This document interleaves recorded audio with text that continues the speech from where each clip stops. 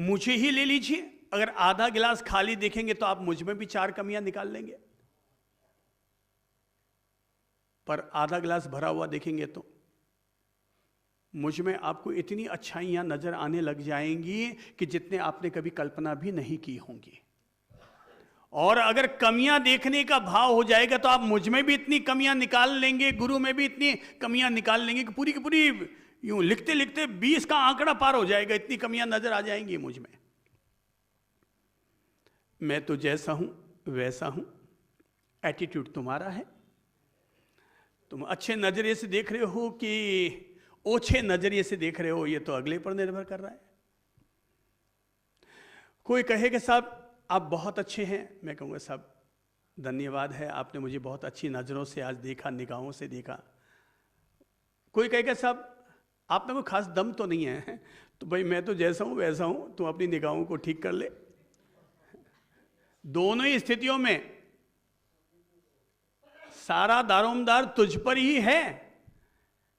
तेरा ही एटीट्यूड अच्छा या बुरा होता है, इंसान तो जैसा होता है वैसा ही होता है। मैं अक्सर सुनता हूं कि जब कोई लड़की के माँ बाप आते हैं हमारे पास, या लड़के के माँ बाप आते हैं और वो बहू छोड़ करके पीहर चली जाती है, तो लड़के के माँ बाप वाले इतनी कमियां निकालते हैं अपनी बहू में, वो पता नहीं वो लड़की भी ऐसी है, मतलब पता नहीं उसका किसके साथ संबंध है, मतलब ऐसी ऐसी बातें उसके लिए कहने लग जाएंगे। अथवा लड़की के माँ बाप आएंगे तो वो कहेंगे साहब वो लड़का 1 नंबर का पियक्कड़ है, वो ऊंधा सूंधा काम करता है। अब उसके लिए 10 बातें वो इतनी सुझा देंगे। तो ये वही तो लड़का था जिसको आपने पसंद किया था, वो लड़की वही तो थी जिसे आपने पसंद किया था, और 10 तरह से ढूंढ पूछ करके फिर आपने पसंद किया था। कोई लव मैरिज तो अगले ने की नहीं, तो बड़ा यूं तफ्तीश करके अपन ने काम किया था, और अपन कोई छोटी सी बात हो गई और उसको लेकर के अब हम 10 कमियां निकालने लग गए हैं। ये है हमारा एटीट्यूड। जब नेगेटिव बन जाता है तो हम अपनी ही बहू में 10 कमियां निकालते हैं, और जब तक पॉजिटिव रहता है तब तक कहते हैं हाँ भाई हमारी तो बहू कहीं है, हीरो है हीरो। मैं एक उदाहरण दे देता हूं, एक महिला को लेकर के उदाहरण दे देता हूं कि एक महिला है जिसके बगल में 2 लोग खड़े हैं, एक राइट साइड में एक लेफ्ट साइड में। एक तरफ है मां और दूसरी तरफ है सासू, बीच में कौन है? सबने कह दिया बहू क्यों, बेटी कट जाए भाई जी। तो बीच में कौन है? बहू और बेटी। अब जरा बताइए कि मां को अपनी बेटी में क्या नजर आता है? हाँ गुण, ठीक कहा। हाँ भाई हमारी बेटी लाखों में एक है। किसी भी कंवारी कन्या के लिए उसकी माँ जब कहती हुई घूमती है ना, सब हमारी बेटी कहीं इतनी विनम्र, इतनी सुशील, इतनी संस्कारशील, इतनी पढ़ी लिखी और इतनी सुंदर है। और उसके बगल में खड़ी है सासू, उसे अपने बहू में क्या दिखाई देता है? अवगुण, कमियां कहीं नहीं आवे बिना।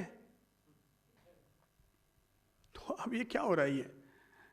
अब ये एक महिला के बगल में 2 महिलाएं हैं, एक है मां, एक है सास। एक का एटीट्यूड है नेगेटिव, एक का एटीट्यूड है पॉजिटिव। वो बेटा खाना खाने के लिए बैठा, बेटा खाना खाने के लिए बैठा, और जैसे ही सब्जी के साथ में कड़ी में उसमें रोटी डाली, कौर डाला, और जैसे ही लेने लगा, पतली पतली कड़ी थी, उसने मां को आवाज लगाई, मां मां आप भी यार कैसी हो गई हो, इतनी उम्र हो गई आपकी 65 साल की, अभी तक कड़ी बनाना नहीं सीख पाई आप, इतनी पानी जैसी पतली पतली पतली पतली कड़ी बनाई है। माँ ने पास में आके कहा गेला धीरे बोल, था मैं नहीं बनी, थारी लुगाई बनाई है। मैं नहीं बनाई, थारी लुगाई बनाई है। ओह, माँ को कहना बड़ा आसान है, पर पत्नी से पंगा लेना बहुत मुश्किल है। हाँ महाभारत हो जाएगा, माँ तो झेल जाएगी ना। तुम अगर महाभारत करोगे तो भी माँ तो उसका सामना कर जाएगी, वो जानती है ना अपने बेटे के लक्षण। तो माँ तो बेटे को झेल जाएगी, पर पत्नी अपने पति को झेल जाए इतना जल्दी से मुश्किल संभव नहीं है। सो जैसे उसने कहा कि माँ तू 65 साल की हो गई, अभी तक कड़ी बनाना नहीं सीखी, देख माँ कितनी पतली पतली कड़ी है। माँ ने कहा बेटा थोड़ा धीरे बोल, ये कड़ी मैंने नहीं बनाई, तेरी लुगाई ने बनाई है। उसने झट से एटीट्यूड चेंज किया, और जब एटीट्यूड चेंज हो जाता तो शब्द भी हमारे चेंज हो जाते हैं। भाई जैसा हमारा दृष्टिकोण होता है वैसी ही सोच होती है, जैसी सोच होती है वैसे शब्द निकलते हैं, जैसे शब्द निकलते हैं वैसा व्यवहार और एक्शन होता है, जैसा हमारा व्यवहार और एक्शन होता है वैसी हमारी आदतें बनती है, जैसी हमारी आदतें बनती है वैसे ही हमारा चरित्र बनता है। इसलिए कैरेक्टर को ठीक करना है तो पहले एटीट्यूड को ठीक करना जरूरी है। तो उसने झट से अपना एटीट्यूड चेंज किया, और चेंज किया, हाँ माँ, फिर जोर से बोला, क्योंकि पत्नी ने भी तो सुना ही था वो कौन सी बैरी है। वैसे बहुओं के कान थोड़े से तेज होते हैं,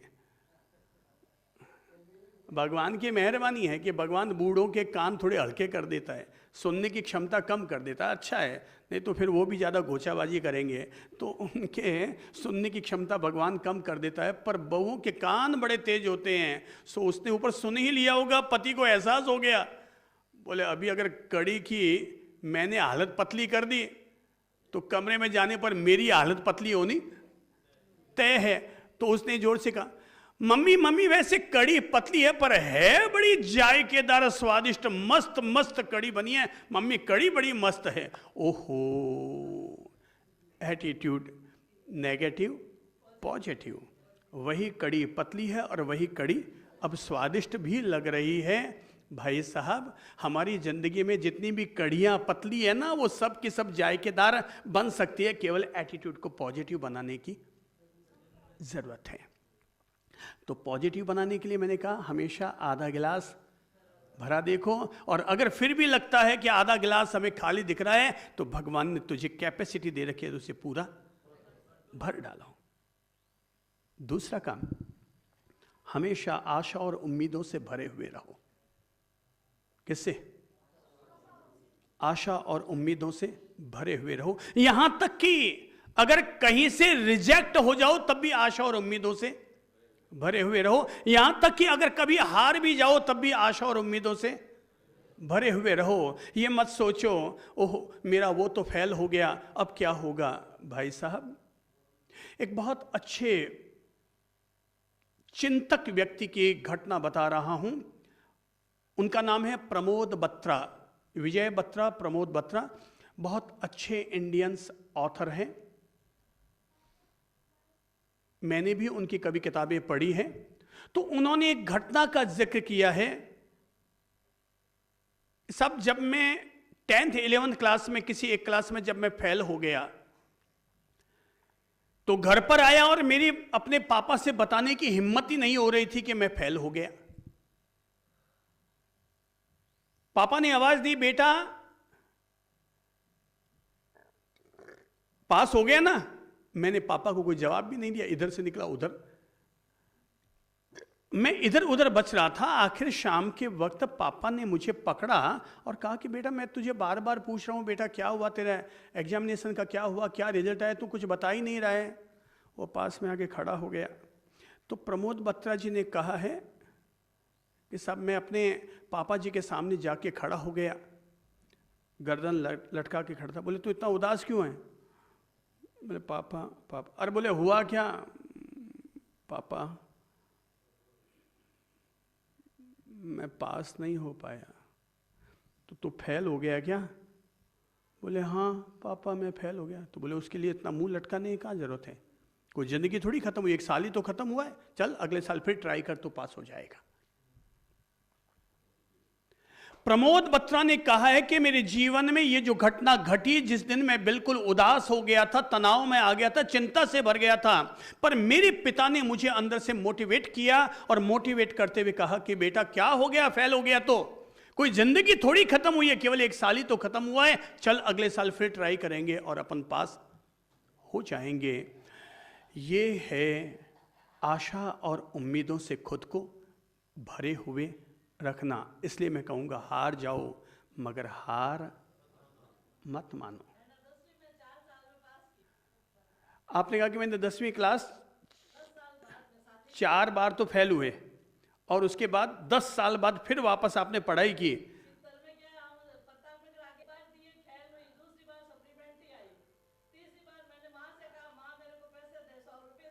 हाँ, अरे क्या बात है ना, ये हुई अच्छी बात। बहन ने अपनी कहानी, अपनी राम कहानी सुनाई कि साहब मैं पहले 4 बार फेल हुई। उस जमाने में पढ़ाई पर गौर नहीं किया जाता था, फेल हो गई। अच्छा, फिर धीरे धीरे मतलब 10वीं में 4 बार फेल हुई और उसके 10 साल बाद वापस पढ़ाई के प्रति, शिक्षा एजुकेशन के प्रति प्रेम जगा, आस्था जगी और फिर इन्होंने 10th की फिर परीक्षा दी और पास हुए और उससे उत्साहवर्धन हुआ और फिर धीरे धीरे उन्होंने बीए किया। ओहो, यही तो हम सब लोगों के लिए प्रेरणा की बात है, मोटिवेशन की बात है। और मोटिवेशन ये है, आशा और उम्मीदों को कभी मत छोड़ो। जब तक ईश्वर ने हमें अंतिम चरण तक जब तक सांस दे रखी है, तब तक भी अपनी आशा और उम्मीदों को जिंदा रखो। कब तक रखो आशा और उम्मीद को जिंदा? जब तक अंतिम सांस है, सांस ही नहीं बल्कि जब तक अंतिम सांस है। आपको लगता है कि मेरे हार्ट अटैक हो गया, भगवान ये बुरा हुआ, अरे बुरा कुछ नहीं हुआ, अभी भी भगवान तेरे साथ हैं, क्योंकि उन्होंने केवल हार्ट को ही झटका दिया, सांस को अभी तक झटका नहीं दिया। अभी भी आशा और उम्मीदों को अपने भीतर जिंदा रखो। तो मैं ये प्रेरणा दूंगा, जैसा कि मैं अपने जीवन में जीता हूं, मेरे अपने पॉजिटिव एटीट्यूड के लिए, और वो ये कि मैं हमेशा आशा और उम्मीदों से भरा हुआ रहता हूं। अनेक बार ऐसा होता है भाई कि जैसे कि हम लोग अब मान लो बड़े बड़े ग्राउंडों में प्रवचन देते हैं, अब देते देते थक भी तो जाते हैं। अब रोज ही हम कोई जोरदार प्रवचन दे पाए ये तो कोई जरूरी नहीं है, तो कभी कभी लल्लू लटक जाता है। तो बोले कि आज लगता है यार, आज 4 लोगों को थोड़ी नींद की झपकी भी आ रही थी, हम भी आज जम नहीं रहे थे। और तब मैं जब खड़ा होके आता हूँ प्रवचन देकर, तो मुझे 2-4 लोग कहते हैं, बाप जी आज थोड़ा मजो कम आया है। अब बताइए, मैंने 1.5 घंटा मेहनत की और अगले दिन मेरा 1 सेकंड में पानी उतार दिया कि बाप जी आज तो मजो कम आया। अब मुझे अगले दिन वापस बोलना है। अगर मेरा नेगेटिव एटीट्यूड होगा, लो एक तो इतनी मेहनत करूं और अगला लोग कहे कि मज़ा नहीं आया बाप जी, पानी उतर गया। अगर मैं नेगेटिव एटीट्यूड रखूंगा तो मैं किसी भी स्थिति में कल नहीं बोल पाऊंगा। पर मैं पॉजिटिव एटीट्यूड से, मैं आशा और उम्मीदों से भरा हुआ रहता हूं, और जो भी मुझे कहता है बाप जी आज थोड़ा मज़ा कम आया, मैं झट से उसे एक ही लाइन कहता हूं, क्या हुआ आज मज़ा नहीं आया, तो कल तो अपने हाथ में ही है, देख कल अपन देखते पूरा मजा देंगे। ठीक है, ये है आशा और उम्मीदों से भरा हुआ रखना। मैं कहूँगा आज आपने व्यापार करने गए, आज धंधा नहीं हो पाया, कोई बात नहीं, कल तो तुम्हारा है। क्रिकेट कितने लोग खेलते हैं भाई?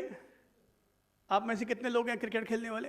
चलिए, अच्छा चलो, कौन खड़ा होगा? क्रिकेट खेलने वाला कौन है? चलो एक जना खड़े हो तो चलिए इधर आइए, मेरे पास आइए, चलिए ऊपर आइए। आओ, बड़े अच्छे व्यक्ति हैं। आओ, आप तो लॉयंस के बहुत बड़े हैं, है ना? हाँ वही है ना, चलिए अच्छी बात है। चलिए मैं एक बात पूछूं आपसे कि अपन क्रिकेट खेलते हैं, बॉल हमें दी जाती है, ज़रूरी है क्या कि पहले ही बल्ले में हम बॉल से छक्का मारेंगे? नहीं, देख के मारना पड़ता है। बॉल देखनी पड़ती है। बॉल देखनी पड़ती है। आपने बहुत देखा, लेकिन फिर भी कोई ज़रूरी थोड़ी कि आप नहीं मार सकते, पॉसिबल नहीं है। पॉसिबल नहीं है, तो आप क्या करते हैं? पहली गेंद मारी, नहीं खेल पाए तो अपन क्या करते हैं?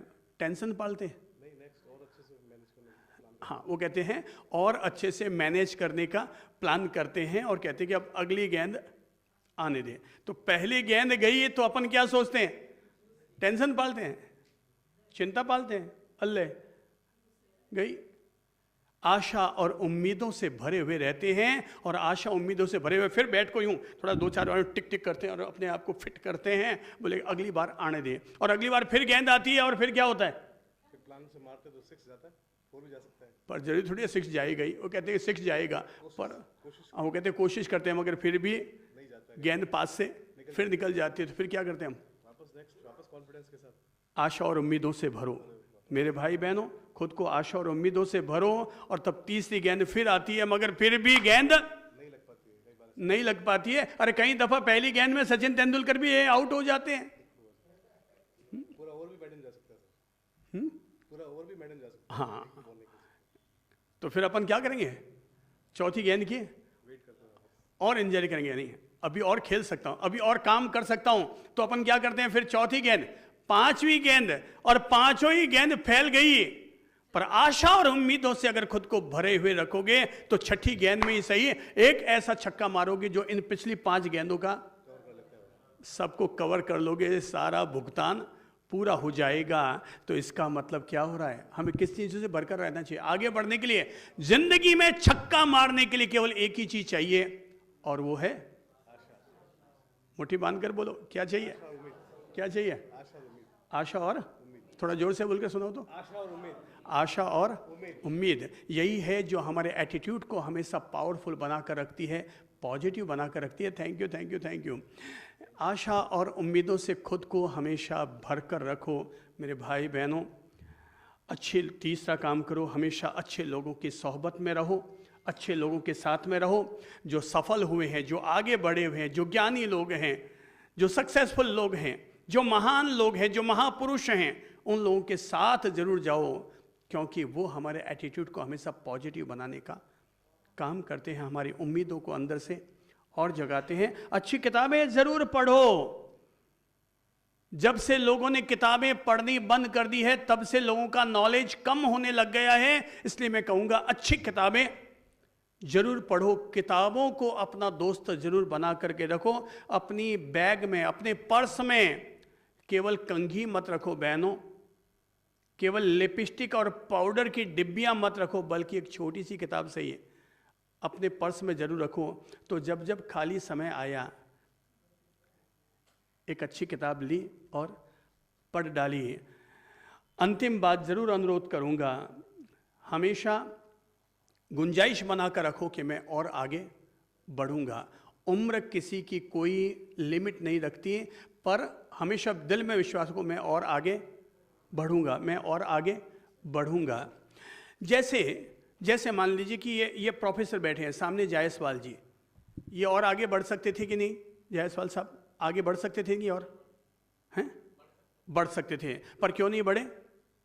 क्योंकि हमने अपनी गुंजाइशों को वहीं पर ही ख़त्म कर दिया। नौकरी लग गई, प्रोफेसर बन गए, बात ख़त्म। पर अगर ये आगे और बढ़ते रहते तो अभी केवल प्रोफेसर नहीं रहते, वे किसी यूनिवर्सिटी के चांसलर होते, और आगे बढ़ते तो किसी राज्य के राज्यपाल होते। गुंजाइशें अनंत है, उन पर हमेशा काम हमें करते रहना चाहिए। ऊंचे सपने देखो, अपना अच्छा फोकस रखो, हमेशा आगे बढ़ने के लिए एक उम्मीदें, एक अलग उत्साह अपने भीतर बनाकर रखो। एक ही चीज आज मैं जो अपनी ओर से अंदर में जिसके प्राण फूंक रहा हूं, और वो है एटीट्यूड, एटीट्यूड, एटीट्यूड। एटीट्यूड रखो बाज जैसा, कि जो हर हालत में अपने लक्ष्य को, अपने फोकस को अपने ध्यान में रखता है। वो अगर आसमान में भी उड़ता है तो आपने कभी सामने ना देखा हो, पर वीडियो में तो देखा होगा, यूट्यूब में तो देखा होगा कि बाज ऊपर है और वो समंदर में ऊपर से डाई लगाता है, इतनी ऊपर से डाई लगा करके आता है, मछली को पकड़ करके वापस आसमान में उड़ जाता है। भाई ये एटीट्यूड है। एटीट्यूड रखो शेर की तरह, लॉयन की तरह, कि जंगल में रहेंगे हम ही राजा कहलाएंगे। तुम राजा नहीं मानोगे, पर हम अपने आप को राजा मनवा करके ही रहेंगे। ये जो एटीट्यूड होता है, यही आदमी को आगे बढ़ाता है, आगे बढ़ाता है, आगे बढ़ाता है। तो आगे बढ़ने के लिए फिर चाहे वो हेल्थ हो, व्यापार हो, रिश्ते हो, धर्म का क्षेत्र हो, समाज का क्षेत्र हो, एक ही चीज हमारे लिए जादुई छड़ी का काम करेगी, और उसका नाम है एटीट्यूड, एटीट्यूड, एटीट्यूड। 1000 खुशियों का जरिया, एक हमारा नजरिया। श्री प्रभु शरण।